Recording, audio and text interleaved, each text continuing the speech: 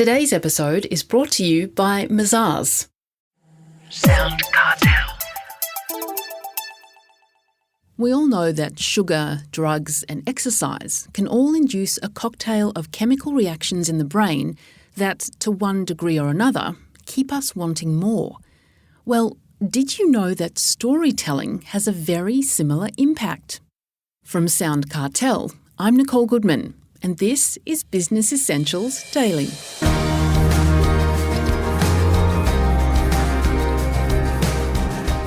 What is it about storytelling that's important in business? A great deal, says veteran storyteller Colin Pearce. It's all about connecting with people in a deeper, more meaningful, more memorable way. And sorry, says Colin, but a PowerPoint presentation just doesn't cut it in the same way.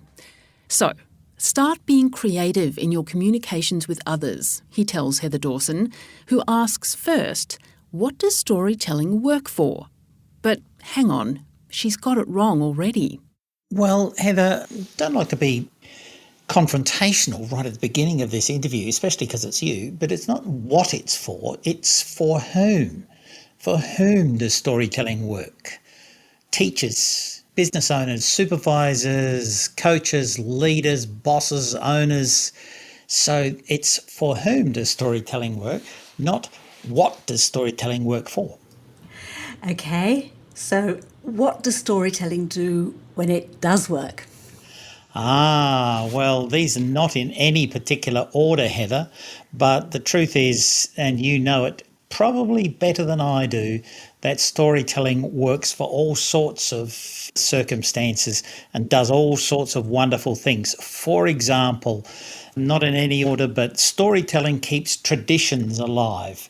And a tradition like Anzac Day is kept alive by the narrative that comes up in the 2 weeks that lead up to Anzac Day. We're the only country in the world that celebrates its greatest defeat. And I suppose we don't celebrate it, but we commemorate it.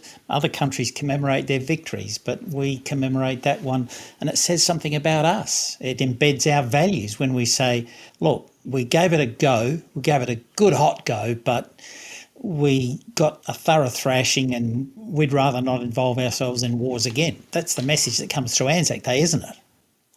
Also, storytelling works for warnings and for fears. You know, some of the people in New Zealand, the old Maori people and other parts of the world have invented creatures that live in the lakes and the lagoons and the rivers, and they threaten little children. If you go over there, the whatever man will get you. And so the kids are terrified of that. They don't understand drowning, but they understand a boogeyman. And so all sorts of stories have come out of that. So you can use a story for a warning. And of course, we all know you can use a story, and storytelling entertains. You go to the movies, you turn on the telly, you get entertained and you can sit there for hours. We've invented a new term since Netflix called binge watching. Well, it's actually binge storytelling, and it's just plain enthralling, scary, delightful or whatever. You also know that storytelling engages. It engages the teller and the participant. As I lean in and I tell you, then the crocodile lowered his tail into the water, so the only place for the poor frightened monkey to sit was right in the middle of the crocodile's back legs. And then the crocodile lowered his back legs into the water, so the only place for the poor frightened monkey to sit was right around the crocodile's neck, just up the corner from his huge gaping mouth. Now, you engage, I get engaged in telling that, and listeners get engaged. You want to know what happens, don't you? Mm-hmm. That's right. Now, what else does it do? It connects people? Oh, does it ever? If you ask a person from Greece or an Indigenous person who's willing to share a local story with you, you connect with them in a way that you couldn't just by talking about the price of oranges. People from different parts of the world will gladly tell you their story. If you spend time and you show you're willing to listen, they'll hear and you'll hear, and you'll connect beautifully, connect with the past, connect with people from here to there to here. It's a wonderful tool to connect. Well, Colin, tell us about the amazing chemical responses to good stories. Well, this is only a recent discovery since people have been able to examine human brains and be able to take blood tests and take measurements and comparisons. But lately, the discovery of how story evokes dopamine, the hormone that leaks out of your brain one way or another.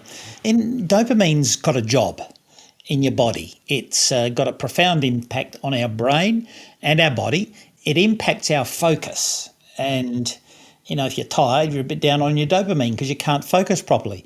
A long drive will suck the dopamine out of you. A conversation with, no, I won't mention my mother-in-law. Anyway, it enhances your memory and your reward response behaviour. And that means you are more focused after you've had a dose of dopamine. Now, how do you give somebody a dose of dopamine? Well, believe it or not, you give them a dose of dopamine by telling them a story in which there is a little bit of suspense. And a story, well, any story will do it, just engages people and highlights their attention. Except in the case of a couple of mates of mine, whenever I start a story, they yawn and try to stay awake. But that's just them and me. Seriously, a well-told story at the right occasion makes the listeners' brains leak dopamine into their system, and it focuses them, wakes them up and gets them going. So that's the first thing. Have you heard of oxytocin? I have heard of oxytocin, Colin, yes, but tell us about it in relation to storytelling. Well, as far as researchers are able to tell, and brain specialists, they know it as the love hormone, and it impacts bonding behaviour. So when two eyes meet across the room, some enchanted evening, etc., you may see a stranger. Well, what's happening is your brain is giving the whole body a dose of oxytocin. It creates empathy and trust, and you learn to feel encouraged by somebody saying nice things to you and comforting things if you've fallen over. I mentioned a friend, he fell over at the football. He's Parkinson's disease. He's lost his balance a bit, and of all things, in public place in front of 50,000 people, he fell down the stairs at the footy. And he came to and noticed pairs and pairs of legs, and two great big blokes picked him up under the arm, said, "Where's your seat?" and carted him back to where he belonged. As he told me the story, my brain oozed a little oxytocin, and I could see that his had done that as well, because there was a bond not only between my friend and total strangers, but there was a bond between he and me telling the story. And he said, "People are wonderful, I just noticed when there's a crisis, we're all horrible. It was the football. I think they were opposition supporters too, Collingwood people at that. But they just bent down, picked me up, and they were as kind as anything. A little dose of oxytocin went in there." That's a story that encourages bonding and love. And it's a unique phenomenon that happens during storytelling. A bit like mirroring. I feel it, you feel it. And it's a pretty fabulous thing. And it's going to work a whole lot better than a bunch of PowerPoint slides. Man fell over at football, man grazed hand, man woke up and saw lots of legs, man helped back to chair by opposition supporters, man grateful. Main point of the slide, try to help people. And that wouldn't work for the cat, would it? It's horrible. It's got to have some oxytocin in it. And the next, of course, is the endorphins. Endorphins are what runners get when they reach the certain point and they hurdle through the pain barrier. It's said that endorphins reach our limbic system and we experience pleasure and satisfaction in something we're doing. And the limbic system is supposed to be the oldest part of our brain, and it's responsible for emotion. Simon Sinek has popularised the idea that we make decisions, then we rationalise afterwards with our neocortex to make us feel better about what we decided to do. So when you elevate endorphin levels in an audience, it's critical in helping them make decisions to come with you or even to buy from you if you're in a business setting. So I think that's probably a quick dose of scientific study. The limited amount I have tells me, and I've been searching for years, why does storytelling work? I hated the idea that we're wired for story, and now we're, chemicalised for story, and story chemicalises us. That's a pretty fascinating thought, don't you think, Heather? That was storyteller Colin Pearce with our own Heather Dawson.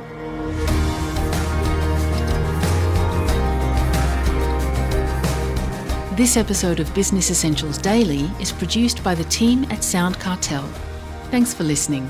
I'm Nicole Goodman. We'll bring you more Be Daily tomorrow. Follow at BE Daily Podcast across social media and head to bedaily.com.au for more from the Business Essentials Daily podcast. SoundCartel. This episode was brought to you by Mazars. To find out more, visit mazars.com.au. That's mazars.com.au.